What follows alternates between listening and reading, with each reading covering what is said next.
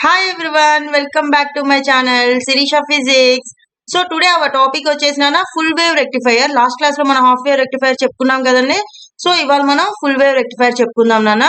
Full wave rectifier లో మనకి ఏం లేదు నాన్న, 2 డయోడ్స్ యూజ్ చేస్తాం. హాఫ్ వేవ్ రెక్టిఫైయర్ లో మనం సింగిల్ డయోడ్ యూజ్ చేసాము. So only half of the wave అనేది మనకి రెక్టిఫై అయ్యింది.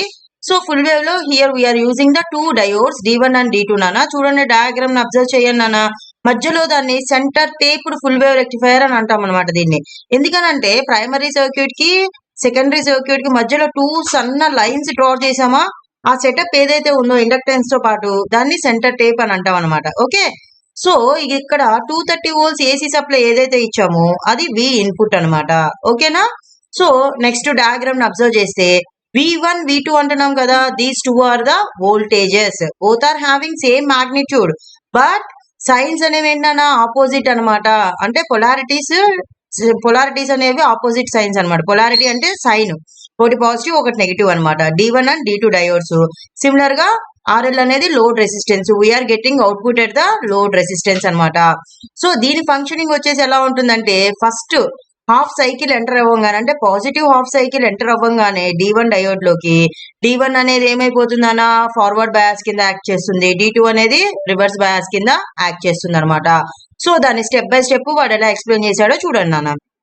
So, the circuit diagram of a center tapped full wave rectifier is as shown in the figure. It contains a center tapped step down transformer, 2 diodes. What are those? D1 and D2, and a load resistance RL, and a 230 volts AC supply is given as input to the primary side of the transformer. చెప్పాం కదా నాన్న, మనం ఇచ్చే input ఏంటి? AC input. అది మనకి ఎలా వస్తుంది? డీసీ కింద కన్వర్ట్ అవుతుంది. That process is known as the rectification. So here we are using the full wave rectifier. Okay, so చూడండి నాన్న, ఆపరేటర్స్ ఏమేమి ఉన్నాయి? The transformer converts the 230 volts AC supply to a desired lower level. The center tape across secondary of the transformer generates two separate voltages V1 and V2 that are equal in magnitude but opposite in polarity. Opposite నాన్న చూడండి, equal in magnitude అంటే ఏంటన్నా, both are 5 volts అనుకున్నాం అనుకో. 5 అనేది ఏంటి? Magnitude అనమాట. Polarity అంటే one is +5 volts, another one is -5 volts అనమాట. ఓకే, సో ఇది మనం తీసుకున్న input full wave rectifier input అనమాట. అక్కడ డయాగ్రామ్ లో AC కనపడుతుందన్నా, V1 Vm 0, V2 -Vm 0 ఇవి ఉన్నాయా? With respect to time T, T1 T2 T3 T4 T5. అదేంటన్నా, with respect to time T మనం ఇచ్చే ఏసీ ఇన్పుట్ అనమాట. ఓకేనా. సో డయాగ్రామ్ నీట్ గా డ్రా చేయండి, అది ఇన్పుట్ అనమాట. So the voltage V1 act as input to diode T1 and voltage V2 act as input to diode D2 అనమాట. అంటే ఏంటన్నా, ఎప్పుడైతే V1 వోల్టేజ్ ఇచ్చానో ఆ V1 అనేది ఏంటన్నా డయోడ్ D1 కి కనెక్ట్ అవుతుంది. అది V2 వోల్టేజ్ ఇచ్చాను అనుకో, అది డయోడ్ D2 కి కనెక్ట్ అవుతుంది అనమాట. ఓకేనా, అర్థమైన పాయింట్. ఇక్కడ మనకి 2 వోల్టేజెస్ V1 V2 ఉంటాయి. Both are having same magnitude but their polarities are different. So we can apply the V1 voltage, then diode D1 కి కనెక్ట్ అవుతుంది. We can apply the voltage V2, that V2 act as a input to the diode D2 అనమాట. Okay, so ఇప్పుడు చూస్తే assuming that diodes to be ideal అనేసరికి ఏమైపోతుంది? RD అంటే ఏంటన్నా, diode resistance అనేది ఐడియల్. రెండు సేమ్ తీసుకున్నాం కాబట్టి రెసిస్టెన్స్ అనేది 0 అవుతుంది అనమాట. So for the time period 0 to T1 of the voltage V1 and V2 as shown in the figure, the diode D1 is forward biased because of the positive half cycle and diode D2 is reverse biased because of the negative half cycle. The forward biased diode D1 act as short circuit and the reverse biased D2 act as an open circuit. చూడండి అన్న, short circuit అంటే ఏంటి? Connection switch అనేది close చేసి పెట్టాను. చూడండి, నేను connection D1 దగ్గర అబ్జర్వ్ చేయండి అన్న, ఆ రెండు బబుల్స్ ఉన్నాయి చూసారా, అవి రెండు క్లోజ్ లో ఉన్నాయి. క్లోజ్ లో ఉన్నాయంటే ఏంటన్నా, సర్క్యూట్ అనేది ఫార్వర్డ్ బయాస్, అది మాత్రమే కనెక్ట్ అయ్యింది. D2 దగ్గర చూడండి అన్న, సర్క్యూట్ అనేది కనెక్షన్ అనేది ఓపెన్ అయ్యి ఉంది, అది రివర్స్ బయాస్డ్ అనమాట. సో నేను ఫస్ట్ పాజిటివ్ హాఫ్ సైకిల్ ఇవ్వగానే V1 వోల్టేజ్ అనేది D1 కి కనెక్ట్ అయ్యి we are getting the output at RL అనమాట. అదే అప్పుడు ఇంకా మనకి D2 దగ్గర కరెంట్ రాదనమాట. నెక్స్ట్ V2 వోల్టేజ్ అంటే ఏంటి? నెగిటివ్ హాఫ్ సైకిల్ పంపంగానే చెప్పా కదా, పాజిటివ్ నెగిటివ్ పొలారిటీస్ డిఫరెంట్ అని. ఆ V2 అనేది ఏంటన్నా D2 కనెక్ట్ అవుతుంది. నెక్స్ట్ డయాగ్రామ్ లో అబ్జర్వ్ చేయండి నాన్న, D2 కి ఇక D2 క్లోజ్ అయింది, D1 ఓపెన్ అయింది. ఇక్కడేమో ఇది D1 reverse biased, D2 forward biased అనమాట. అదే ఫస్ట్ పాజిటివ్ హాఫ్ సైకిల్ వెళ్ళగానే D1 ఫార్వర్డ్ బయాస్, D2 అనేది reverse biased. We are getting load resistance we are getting output at the load resistance అనమాట, RL అనమాట. సో మ్యాటరు మీకు అర్థమైన వేలో రాయండి అన్న, ఇట్లాగే రాయాలని లేదు. సో కాన్సెప్ట్ వచ్చేసి ఏంటి అని అంటే the full wave rectifier rectifies total positive half cycle and the negative half cycle. It rectifies, we get the direct current. So ఆ డైరెక్ట్ కరెంట్ ఎలా ఇస్తుంది అంటే by using here we are two diodes, the first diode D1 and second diode D2. So here the voltages V1 and V2 are same magnitude but their polarities are different. Magnitude means 5 volts, 6 volts, 10 volts, that is the magnitude. Polarities means plus 10 volts, another one is minus 10 volts అనమాట అలా. So when V1 voltage, that means the positive cycle enters into the secondary circuit, the V1 voltage will be connected to the diode D1, close చేసి పెట్టాలి, and that D1 act as a forward biased and D2 act as at that moment D2 act as a reverse biased. So we will get the current at the load resistance RL output అనమాట. ఓకేనా, ఇది ఇక్కడ జరిగే concept అనమాట మనకి. అలాగే negative half cycle enter అవ్వగానే the voltage V2 connected to the D2 and V1 connected to the D1, but at that particular position D1 act as a reverse bias, D2 act as a forward bias. Already చెప్పాం కదా మనము forward bias లోనే మనకి current అనేది produce అవుతుంది diode లో, reverse bias లో current produce కాదు. అది ఎందుకు కాదు అనేది కూడా నేను ఎక్స్ప్లెయిన్ చేసాను, మళ్ళీ ఎక్స్ప్లెయిన్ చేస్తాను, నెక్స్ట్ క్వశ్చన్ ఉంది మనకి. ఓకే, సో ఇలా positive half cycle negative half cycle వచ్చేసరికి మనకి టోటల్ గా ఫుల్ వేవ్ రెక్టిఫై అయిపోయి అవుట్పుట్ చూడండి నేను ఎలా వచ్చిందో, అవుట్పుట్ అబ్జర్వ్ చేయండి, positive negative total direct current మనం ఇలాగా అవుట్పుట్ ఫామ్ లో పొందుదాం అనమాట. ఓకేనా, అదే హాఫ్ వేవ్ తీసుకున్నప్పుడు మనకి గ్యాప్ వచ్చింది, మధ్యలో ఒక వేవ్ వచ్చింది, మళ్ళీ గ్యాప్ వచ్చి ఇంకో వేవ్, అంటే అక్కడ ఏంటి హాఫ్ ఆఫ్ ద వేవ్ మాత్రమే మనం రెక్టిఫై చేసాం అనమాట. చాలా ఈజీ అంటే చాలా ఈజీ క్వశ్చన్ నాన్న. దీనికి కంటిన్యూషన్ గా ఏం చేయాలి మనం, రిపుల్ ఫ్యాక్టర్ ని అలాగే ఎఫిషియన్సీని యావరేజ్ కరెంట్ ని ఇవన్నిటిని మనం క్యాలిక్యులేట్ చేయాలి. చూడండి, explain the working of full wave rectifier with a neat sketch and obtain the expressions for its ripple factor, efficiency and regulation. So full wave rectifier already ఇప్పుడు discuss చేసాం కదా, అది రాసేయండి.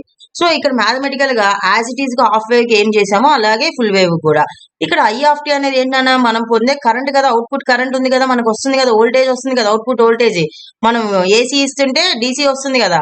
So ఇక్కడ ఫస్ట్ మనం current calculate చేసి దాని నుంచి voltage ని క్యాలిక్యులేట్ చేస్తాం అనమాట, V = IR అనే ఫార్ములాని అప్లై చేసి. ఓకే, సో ఇక్కడ mathematical it can be written as I ఎలా కన్సిడర్ చేస్తున్నా జాగ్రత్త చూడన్నా. I కండిషన్స్, 2 కండిషన్స్ పెట్టా, Im sin omega t within the limit 0 is less than or equal to omega t is less than or equal to pi, and another condition ఏంటన్నా -Im sin omega t, అక్కడ limit wrong ఇచ్చాడు, ఒకసారి correction చేయండి అన్న.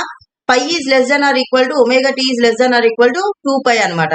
Here Im అనేది ఏంటన్నా maximum value of current, that is the peak value of current అనమాట. Okay, now calculate the average value. So the average value of current is also known as the DC current అని అంటాం నాన్న. ఏమంటాం, average value of current is also known as the direct current value అంటాం అనమాట. It is evaluated using the expression, which expression నాన్న, IDC or I average, which is equal to 1/2pi into integral 0 to 2pi I d omega t. Total limits నేను పైన consider చేసిన దాంట్లో 1 is 0 2pi, another 1 is pi to 2pi నాన్న. Second అది correction చేసుకోండి, -Im sin omega t ఉంది కదా, అది 0 కాదు, pi is less than or equal to omega t is less than or equal to 2pi. So our total limits are 0 to 2pi అనమాట. Okay, using equation 1 and 2 we can written as I average equal to 1/2pi into, substitute చేయండి నాన్న. I అంటే 2 conditions లో I integral 0 to pi అంటే omega t 0 to pi అయినప్పుడు I ఏమవుతుందన్నా Im sin omega t d omega t plus ఏ, కాకపోతే అక్కడ మనకి Im sin omega t ఉంది కదా, అందుకే మైనస్ ఇంటిగ్రల్ ఇక్కడ కండిషన్ ఏంటి, pi to 2pi Im sin omega t d omega t. ఓకేనా నాన్న. నెక్స్ట్ మనకు తెలుసు కదా ఇంటిగ్రల్ సైన్ థీటా అంటే ఏంటన్నా -cos థీటా, అర్థమవుతుందా. సో ఇంటిగ్రల్ సైన్ థీటా అంటే ఏంటన్నా -cos థీటా కదా. సో సబ్స్టిట్యూట్ చేయండి నాన్న, 1/2pi Im integral 0 to pi sin omega t d omega t అంటే ఏమొస్తుంది, -cos omega t 0 to pi plus Im into మళ్ళీ as T sin omega t అంటే -cos కదా, ఆల్రెడీ మైనస్ ఉంది కదా, minus plus cos omega t pi to 2pi అనమాట. So limit substitute చేస్తే మనకి ఏమొచ్చిందన్న 4im/2π వచ్చింది. ఓకే, అంటే అదేంటి దేని వాల్యూ నాన్న IDCR I average equal to మనకి 2im/π వచ్చింది. ఇప్పుడు నౌ క్యాలిక్యులేట్ ద వోల్టేజ్ నాన్న. V average equal to from Ohm's law we have the formula V equal to IR. V average equal to I average into RL. Load resistance కదా, we're getting output at the load resistance కదా. That's why V average equal to I average into RL. I average ఎంత వచ్చిందన్న మనకి 2im/π into RL. So ఇక్కడ మనకి average voltage వచ్చేసింది అనమాట. Next RMS value calculate చేయాలి. The RMS value of current is also known as the effective current అని అంటాం. దాన్ని ఎలా క్యాలిక్యులేట్ చేస్తాం నాన్న? Formula IRMS equal to √1/π into integral 0 to π I² dωt. Okay, substitute చేయండి నాన్న. I² dωt. We're considering the limit only from 0 to π. That's why 1/π integral 0 to π Im² sin² ωt dωt. Okay, so ఈ sin² ωt ని మనం simplify చేయడం కోసం ఎలా రాసుకుంటున్నాం నాన్న? cos ω2t equal to we have the formula 1 - 2 sin² ωt. sin² ωt equal to ఏమవుతుంది? 1 - cos 2ωt/2 అవుతుంది. Substitute చేయండి నాన్న. Integral value IRMS equal to √Im²/π into integral 0 to π. Replace చేయండి. sin² ωt అంటే 1 - cos 2ωt/2 into dωt. Okay, separate చేశాను. Next step లో ఏం చేయాలి? 1/2 ని cos 2ωt/2 ని సపరేట్ గా రాసుకున్నాను ఇంటిగ్రేషన్ లో. ఓకే, నౌ ఇప్పుడు ఏమవుతుంది? √Im²/π into ωt/2 0 to π minus sin 2ωt/4 0 to π. Sine కి కాస్ కదా మైనస్. సో వాల్యూ సబ్స్టిట్యూట్ చేయండి. సింప్లిఫై చేస్తే Im/√2 వచ్చింది. ఏంటన్నది? RMS వాల్యూ అనమాట. Next ripple factor. Ripple factor for a rectifier circuit is obtain using the expression ripple gamma equal to ఏమవుతుందన్న? √IRMS/IDC² -1. IRMX ఎంత వచ్చింది మనకి? Im/√2². IDC ఎంత వచ్చింది? 2im/π వచ్చింది. -1. సింప్లిఫై చేస్తే గామా ఈక్వల్ టు 0.482 అనమాట. That is the ripple factor. Next వచ్చేసి ఎఫిషియన్సీ. ఎఫిషియన్సీ ఫార్ములా ఏంటన్నా? The efficiency of a rectifier circuit is obtain using the expression eta equal to. Efficiency అంటే ఏంటన్నా? దాని యొక్క వర్కింగ్ క్యాపబిలిటీ అనమాట. ఓకే, ఎక్కడైనా సరే ఏ కేసులో అయినా సరే ఎఫిషియన్సీ అంటే అవుట్పుట్ బై ఇన్పుట్ అనమాట. ఇక్కడ అవుట్పుట్ ఏంటన్నా? మనకి DC కరెంట్ కదా, అందుకే PDC అవుట్పుట్ బై ఇన్పుట్ ఏమి ఇచ్చాం నాన్న? AC కదా, PAC ఇన్పుట్ అని వస్తుంది అనమాట. Okay, so DC power deliver to the load is PDC equal to ID². అంటే V equal to IR. So PDC equal to I² DCRL. I² అంటే ఎంతమా? 2im/π² into RL. Similarly PAC equal to I² RMS into RD plus RL. RD అనేది ఏంటన్నా? Forward diode resistance, but it's value is 0. So PDC equal to I² RMS into RL. I² RMS అంటే ఎంత?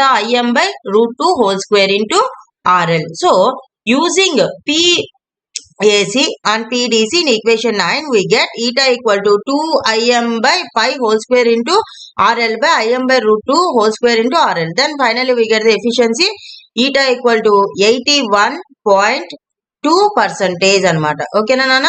ఇది full wave rectifier. ఏదైనా doubt ఉంటే comment section లో పెట్టండి నాన్న.